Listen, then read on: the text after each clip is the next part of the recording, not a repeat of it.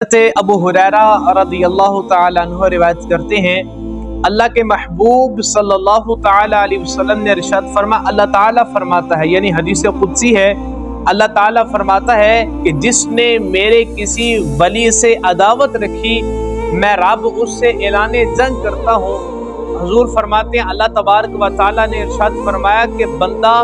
میرا قرب فرائض کے ذریعے حاصل کرتا ہے اور پھر نوافل کے ذریعے وہ مسلسل میرا قرب حاصل کرتا رہتا ہے، یہاں تک کہ وہ اس مقام تک پہنچ جاتا ہے کہ میں رب اپنے بندے سے محبت کرتا ہوں۔ اور حضور فرماتے ہیں اللہ تبارک و تعالیٰ نے ارشاد فرمایا جب میں اپنے بندے کو محبوب بنا لیتا ہوں تو حضور فرماتے ہیں اللہ فرماتا ہے میں اس کے کان بن جاتا ہوں جس کے ساتھ وہ سنتا ہے، اللہ فرماتا ہے میں اس کی آنکھ بن جاتا ہوں جس کے ساتھ وہ دیکھتا ہے، میں اس کا ہاتھ بن جاتا ہوں جس کے ساتھ وہ پکڑتا ہے، اللہ فرماتے ہیں میں اس کے پاؤں بن جاتا ہوں جس کے ساتھ وہ چلتا ہے۔ رب کریم نے ارشاد فرمایا کہ جب میرا بندہ مجھ سے سوال کرتا ہے میں اپنے بندے کو عطا کرتا ہوں، اور جب میرا بندہ مجھ سے پناہ مانگتا ہے میں اپنے بندے کو پناہ دے دیتا ہوں۔